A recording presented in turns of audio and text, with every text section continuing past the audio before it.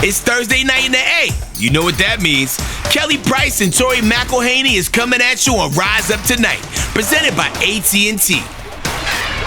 Atlanta, I know you are feeling good coming off that Thursday night football dub. Not only that, Tori, but we had a stress-free Sunday watching more football. You know, I know nothing in the NFL is ever easy, but man, are we ever going to get a 2-minute drill where we can breathe? I don't think we're going to get those again. I think all of our heart rates needed at this point. Right, yeah. Well, as one of my favorite SNL skit characters, Stefan, would say, this game had everything. 66 points, 4 lead changes, 2 massive defensive stops in the final 3 minutes to force overtime, another Younghoe Koo clutch kick, and a glorious 45-yard walk-off score. Let's huddle up about it, y'all.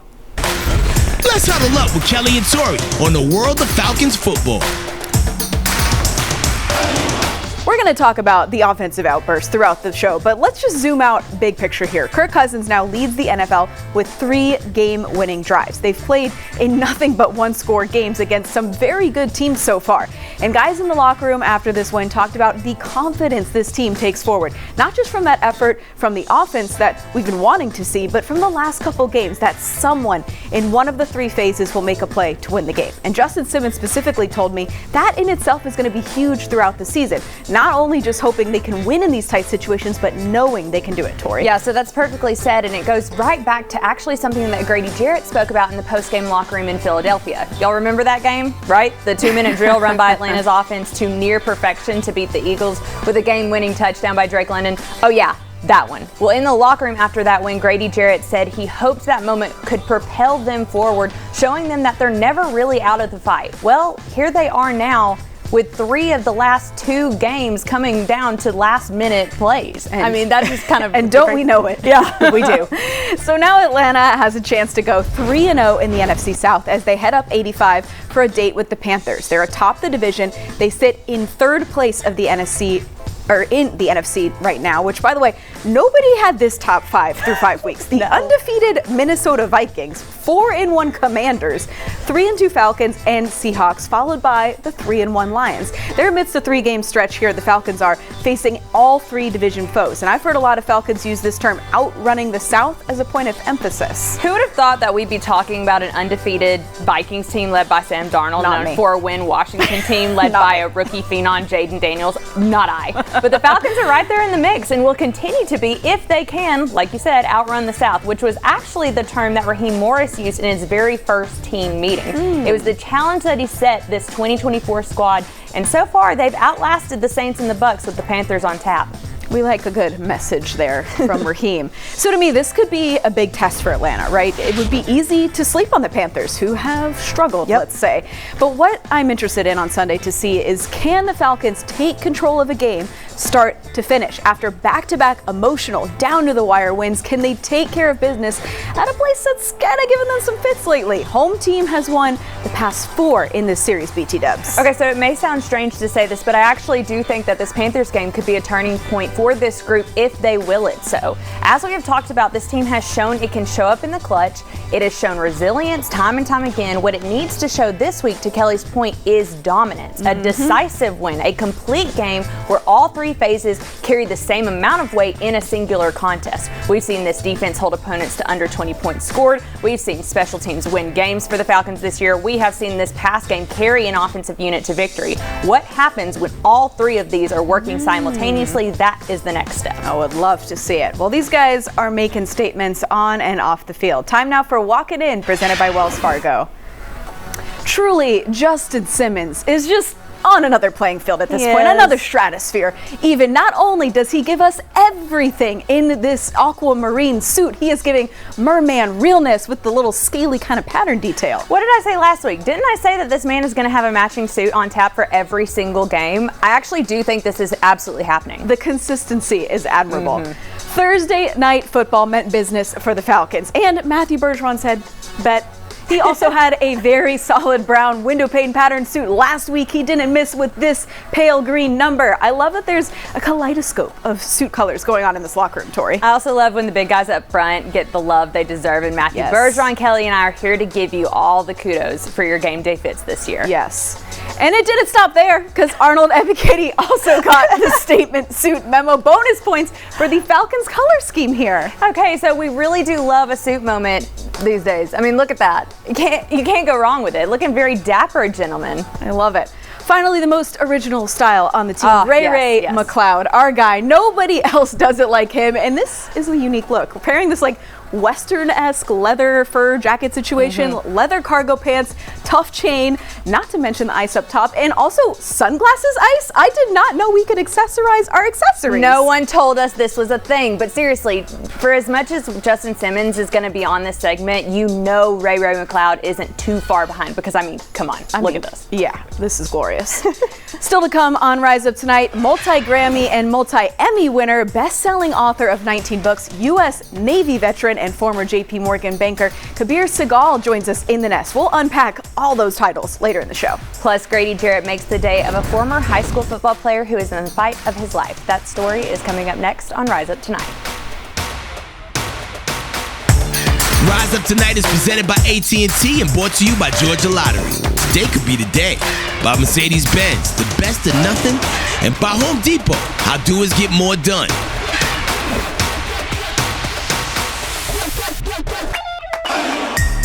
Falcons fans, do you ever wonder what's really on your favorite player's mind? It's time for Question of the Week, brought to you by Zaxby's, famous fingers and sauces. Which teammate is always willing to pick up the check?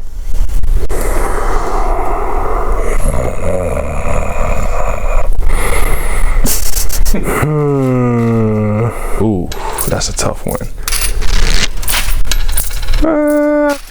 Well, he's not here no more. Calais. Yeah, that checks out. That checks out. Well, I'll say Grady Jarrett. His pocket's pretty full. That checks out. I say we all do a pretty good job of rotating. Like usually when we go out, we'll pay for ourselves. But if there is somebody who's trying to pay for everybody, it's probably Bijan. That's what I do. Bijan. That's good. That was it. Yeah, we'll go with Bijan. We'll go with Why Bijan. hesitation? No, we split from time to time, but we usually. Yeah, like here I got it. No, I got it, bro. I love that Bijan is picking up the tab for everyone. He said, I got it. Don't worry about it. So you and I both keyed on something that Kirk Cousins actually said after this win about how in this game, he finally felt like he could anticipate what his teammates were doing and be decisive with his throws. This feels like such a key to what we've been talking about all season so far with this Falcons offense. So many players and coaches have talked about feeling this close to breaking out as an offense. And in your notebook this week, Tori, you dove a little deeper into this storyline. Tell us more. So I could not stop thinking about that one comment from Kirk after the game, and the idea of, and the more I dug into this idea of a quarterback and receiver duo having this innate anticipation, trust, muscle memory, whatever you want to call it, the more you saw it pop up over and over again as a trait of the best of the best. I think Matt and Julio in 2016, Matthew Stafford and Cooper Kupp the year the Rams won the Super Bowl. Heck, think Patrick Mahomes and Travis Kelce. All of these pairings have that trust established that only comes from years of repetition and trust building. This matters for the Falcons because Cousins said Thursday night he could feel that being established. Well, before Grady Jarrett started prepping for the Panthers this week, he took time to make the day of one Drew Titan, who, instead of playing high school football this fall, has been through an unimaginable battle. As we rise up for Atlanta, brought to you by Truist. In July, 15-year-old Delon Jackson was at Drew football practice when he got a panicked phone call from his mom, who had gotten in a car accident at his school. She was stuck in her car. In trying to help his mom get out, Delon was struck by another car. And as a result, he's been through multiple surgeries. He's lost his leg amidst a long road to recovery. The longtime Falcons fan received a surprise visit from one of his heroes when Grady Jarrett popped by the Shepherd Center this week, checking on Jackson's recovery and offering a few words of encouragement. My specific advice was basically just knowing that God got him in this position for a reason. You know, you can't question some things that happen. We don't know why things happen, but as long as you lean into the things, the hardship that we go through can help somebody else out. He was real happy. I think it means a lot to him, the fact that someone would take the time out their busy schedule and come to see you. And then it was just, I think it was meant to be for them to cross paths again, you know, so it was just a huge blessing. I appreciate it all. Love to see Grady doing that. Well, Kirk Cousins was making all kind of history this week. New career high in franchise passing record for a single game. First NFC Offensive Player of the Week honors for a Falcon since 2022. I think you know where we're going with this and where we're going with the chain this week. Stay tuned for You Like That later in the show. Plus, Renaissance man Kabir Segal joins us to talk music, art, and even meditation. That's coming up next. Welcome back to Rise Up Tonight. Let's head in the nest with Kelly, Tori, and this week's special guest, brought to you by Mercedes-Benz. All right, we're really excited about this In the Nest guest this week. Everyone knows about Lil Jon's rap career, but recently he released a meditation album and an affirmations album. We're joined now by the producer of both those albums, Kabir Segal. He's a multi-Grammy winner, a best-selling author of 19 books, a U.S. Navy veteran, and former J.P. Morgan banker. There's a lot to unpack there, but which of those lines on the resume do you think you're most proud of? I think the music, because that's where my heart is. I've always been playing music since I was a kid, since I grew up in Atlanta. I've been playing in bands, and sometimes you take odd routes, right? And I started with music and now I've returned to music. So music's what I'm most excited and proud about. When you I know Kelly listed your entire resume for us, but I think a lot of people are scared to venture into different avenues of careers because they're like, oh, like I don't know if I can do this or if this is what's meant for me. But you've been able to do a lot in a very short amount of time. So what advice would you give people that are maybe hesitant about trying new things and venturing into new career paths? I would say start small and think of your career as a portfolio of careers. Just as when you invest, you might invest in stocks or bonds or put some money in cash. Think of your careers as you can take on 2 or 3 careers. That might seem a little weird, but maybe you get money from your day job. Maybe you invest in dividend stocks and pay a little bit of cash.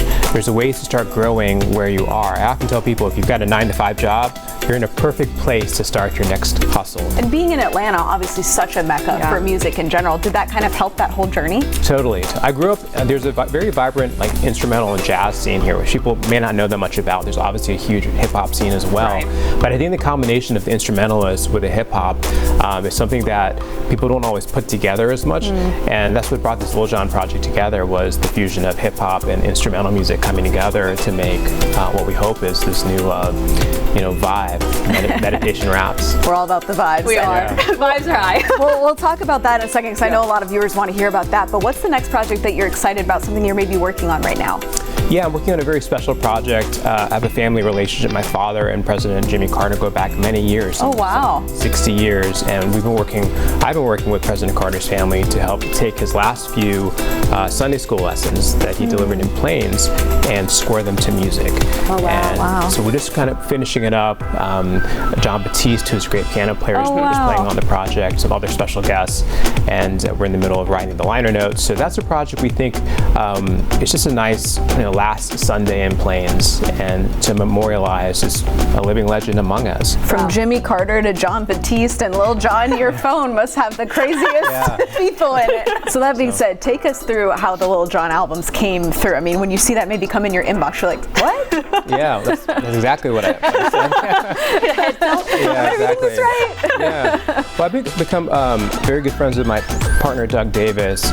He's a prominent music attorney, and he represents Lil Jon over many decades. And he and I have a record label that we work on together. And I think Lil Jon, at the end of the year, it shows you what kind of music you listen to on Spotify. And for him, it was frequencies and meditation music and instrumental music.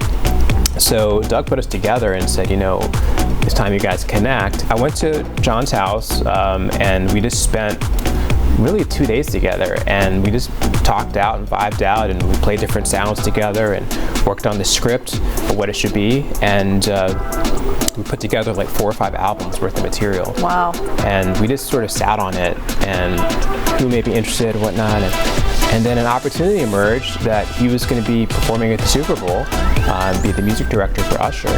And so we thought, wouldn't that be a great way to kind of launch the project into the world? And that's what 2 days after the Super Bowl, the album came out, and like the world has been different for both of us. Because people now see him as a spiritual, not a spiritual leader, but a spiritual man, right? A musical leader for sure. Different side. Exactly. And we all have this different side. We're not just, he opens this. He's not like walking around yelling, yeah, and what. Right. I think that's what a lot of us kind of thought he was doing. He's a genius, and he's on it. We know you're a Falcons fan, and it can be tough to be a Falcons fan at times. So, and in that kind of vein, maybe you could take us through a meditation here with some Falcons fans who watch this, who, maybe see something happen in a game that they're a little stressed about, yourself included. Like, well, what is something you maybe, an affirmation you maybe tell yourself, or something you would say to fans watching at home who may be frustrated watching? Or us in the press box. Yes, it's a stressful time for us all. The last Falcons game I went to was in Houston, and it was the 27-3. I brought a friend. As soon as you said Houston, I was like, oh no. Everybody just cringed. I know. Inwardly, like, oh. And I was actually with a Patriots fan, and I thought to myself the great civil rights mantra, "This too shall pass," right? And it was a tough night. I was like, this did not pass. Yeah, exactly. We're still here. Yeah, exactly. So no, I think no pain, no gain, right? And we've been commiserating for many years over the Falcons, and I have many memories going to the Falcons game, seeing Deion Sanders run back touchdowns back in the 90s. So I'm a big fan, and I hope this is a great season. What are some things you told yourself maybe in that moment to get through it as the final score was kind of happening? Yeah. Because it didn't pass. Yeah, I know. It was sad, but then you sort of, brave season's coming, and you try to move on to the next thing. Yeah. These are just moments, and life is fleeting, right? You talked about, growing up just outside of Atlanta and being a Falcons fan, being around in the 90s to see Deion Sanders. What other memories do you have? Like, what's your favorite Falcons moment? I was at the NFC Championship game with the Falcons and the Packers.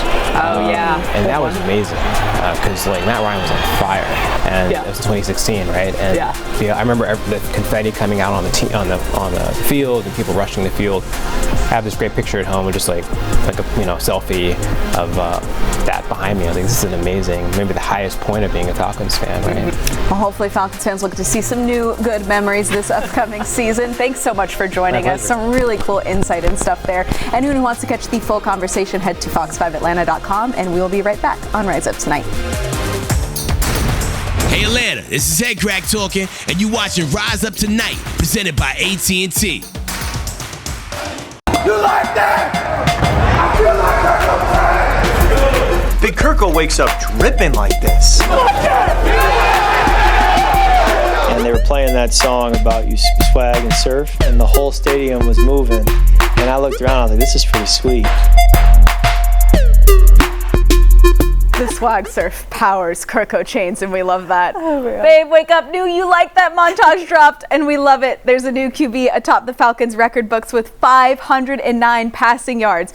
On Matt Ryan's Ring of Honor induction night, we saw a Matty Ice-like performance from Kirko Chains. He completed just over 72% of passes, connecting with 7 different receivers, and he became the only quarterback in the Super Bowl era to throw for 250-plus yards both before and after halftime. It was the offensive explosion we've been waiting to see all season long. For that, we return the Dirty Bird chain to its rightful owner, Mr. Kirko Chains himself. We have been waiting for this pass game to click, and boy, did it click. And Kirk and company Thursday night did that. I mean, records were broken, Kelly. It was a night to remember. But you know how the narrative changes now? Make sure that game, the powerful performance, wasn't a fluke. The game doesn't have to be record-breaking or 500 yards of Kirko passes, but we still should see that simmering a bit to the tune of a more consistent pass game. It's one thing to do it once. Can the Falcons do it again? And I think the biggest thing that the Falcons and their fans want to see this week is also how can you get the rushing game going? That's I know right. A lot of Falcons have talked about that this week as well. How can you get it going in all 3 phases of the game consistently? I think those are things we want to see this Sunday. 100%. Getting Bijan Robinson, Tyler Algier consistently involved again, that's going to be be very, very important, especially going up to Carolina this weekend. Well, we'll see how it all shakes out this Sunday at 4 o'clock. Thanks for staying up late with us tonight. For Tori McElhaney, I'm Kelly Price. Have a great night.